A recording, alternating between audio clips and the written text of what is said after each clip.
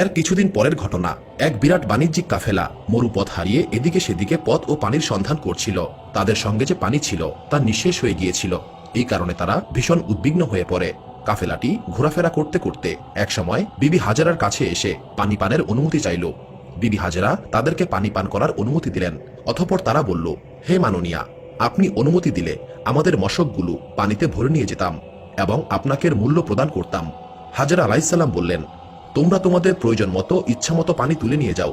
এটা মহান আল্লাহ তাআলার রহমতের পানি, এতে সকলেরই অধিকার রয়েছে। এই পানির বিনিময়ে আমাকে কিছুই দিতে হবে না। কাফেলার লোকেরা হাজেরা আলাইহিসসালামের কথায় খুব খুশি হয়ে গেল এবং তারা কূপ থেকে পানি তুলে তাদের মশকগুলো পরিপূর্ণ করে নিল।